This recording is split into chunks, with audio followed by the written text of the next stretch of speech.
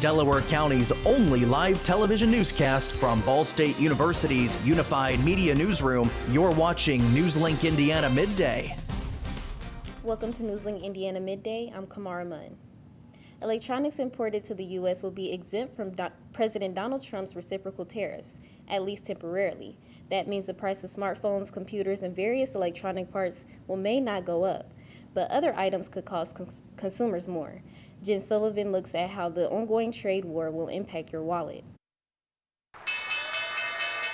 U.S. markets closing Friday following a tumultuous week of ups and downs after President Donald Trump's aggressive tariff announcements. Then hours after they took effect, Trump rolling some of them back. But enormous tariffs remain in effect on China. I lowered the tariffs on everybody, but we've been making a lot of money, and it's always been the other way around. Chinese imports will now face a minimum 145% tariff rate. Beijing raised its tariffs on U.S. imports to 125%. Caught in the middle are U.S. consumers and business owners who are now faced with much higher prices. We're quoting a client one day for a product, and then the very next day we have to give them another quote. And that roller coaster is not something that we can survive on as small business owners. Trump made electronic imports exempt from the tariffs, which means the prices of smartphones, computers, and other electronics may not be affected. But the price of many other items like cars, food, and clothing coming from other countries could go up.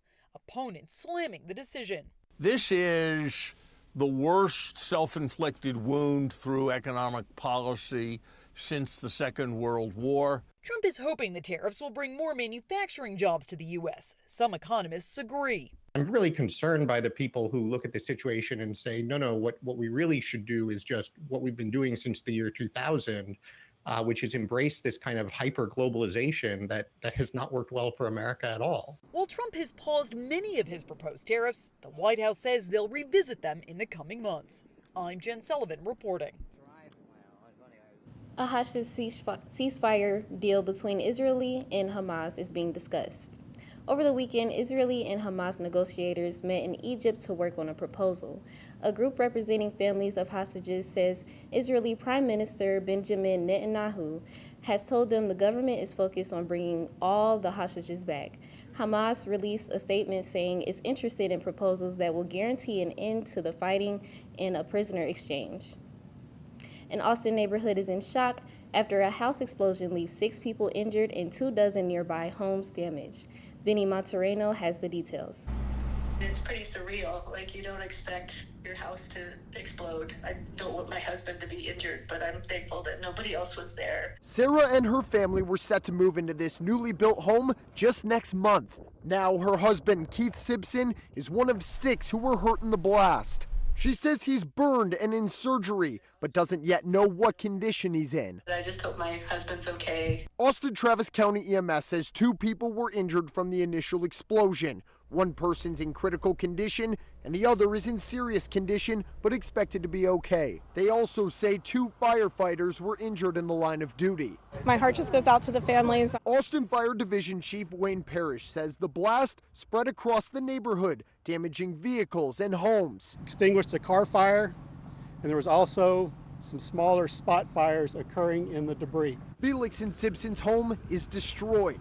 Another is severely damaged, and there are other houses people may be unable to return to tonight, according to Parrish. The explosion impacted a total of 24 houses, breaking windows, blowing in garage doors, and bringing down walls. Felix says she doesn't know what caused the explosion in her home. The cause is currently still under investigation. We're going to leave that to the Travis County Fire Marshal. But as we said, we believe this is certainly an isolated incident. There's no gas service connected to the house, but Austin Fire says they found propane tanks. Pennsylvania Governor Josh Shapiro spoke at a press conference Sunday just hours after what officials are calling a targeted arson at the governor's residence. The attack happened early Sunday morning as Shapiro and his family slept inside. Fire crews responded to the blaze around 2 a.m. and extinguished the flames. The governor said he, his wife, their 4 children, and 2 dogs, and another family were safely evacuated. However, the building is significantly damaged. Images of the aftermath show destroyed furniture, ash-covered floors, and some remnants of the Passover dinner the governor hosted Saturday night. Investigators say the attacker had a plan. coming over a fence around the governor's residence and forcibly entering the home before setting the fire.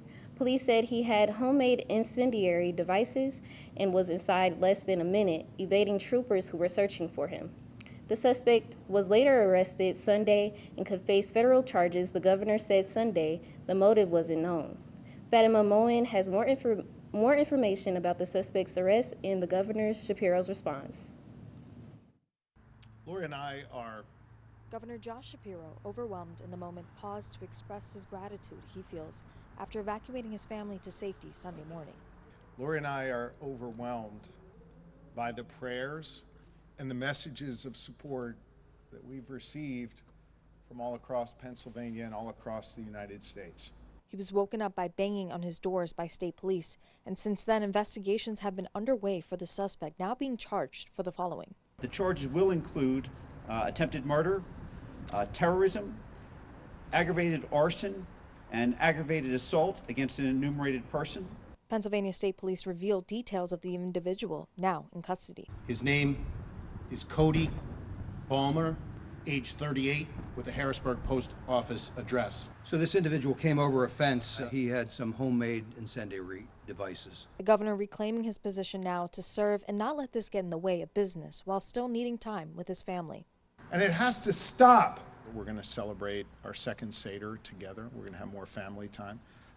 And I trust that Laura and I will make sure our kids get through this well. This morning, the Blue Origin launched the first all-female flight into space since 1963. The crew included Katy Perry, Gayle King, and Bezos' fiancé, Lauren Sanchez. The rocket took a 10-minute flight into space this morning, traveling over 62 miles into the air. The crew hosted Aisha Bao, who conducted 3 experiments, one focusing on human physiology. Lauren Sanchez put together the team for the historic moment. This flight was the 11th human flight from Blue Origin, Jeff Bezos' private space organization. Let's take a look at today's NewsLink Indiana weather. These are the conditions right now. It is 67 degrees under partly cloudy skies. Expect a warm day today with a high around 70 with a slight chance of showers.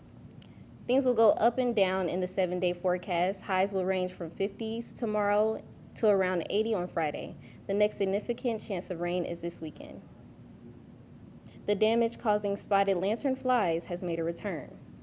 As of April 11th, the insects and their egg masses have been found in Arizona, Connecticut, Delaware, Indiana, Iowa, Kansas, Maryland, Massachusetts, Michigan, New Jersey, New York, North Carolina, Ohio, Pennsylvania, Rhode Island, Virginia, and West Virginia. Officials in the 17 states advise residents to look for and destroy lantern eggs before they hatch.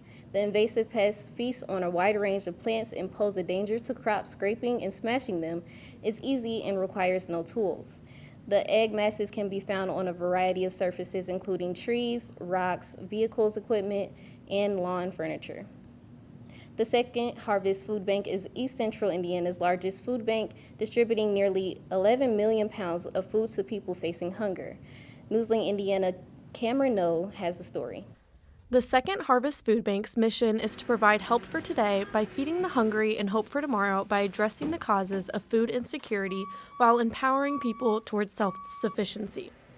They serve families in Blackford, Delaware, Grant, Henry, Jay, Madison, Randolph, and Wabash counties. Over 71,000 people in these counties are food insecure. Employees and volunteers proudly serve their community to give those the basic right of food. They don't only serve food, though. They go out in the community to try and put a smile on people's faces. Tina Clifton, the volunteer coordinator, shares her experience. One day, a friend of mine and I were passing out flowers, and something told me just to take a big bunch to this lady, and I walked up to her and I said, "Thank you for being a part of the community." And she started crying and said that she had been suicidal and this was her sign to hold on. Many families can feel lost and unsure of how to feed themselves, but this organization reminds the community that they don't need to feel ashamed and that they are here to help. Over 7,646,000 meals were given out to the community in 2024. This number was made possible by agency partners and mobile distributions. President and CEO Becca Clausen talks about this organization and the impact it can have. Being able to help the over 71,000 people who identify as food insecure in our 8-county region, and knowing that we are making a difference in their lives and that they are not going to bed hungry. Distributions are mostly out in the community, although they do have one from their warehouse on the first Saturday of every month. In Delaware County, they have distributions at the Muncie Mall on the second and fourth Thursdays of every month. Other distributions take place with their mobile markets. This organization has a strong need for assistance and urges Ball State students to volunteer. In Muncie, Cameron No, NewsLink, Indiana. If you would like to volunteer or make a donation, visit curehunger.org. And that's your NewsLink webcast for today. Thanks for joining us. Be sure to join us tonight at 6:57 on Ball State PBS. And for news anywhere, anytime, go to ballstatedaily.com.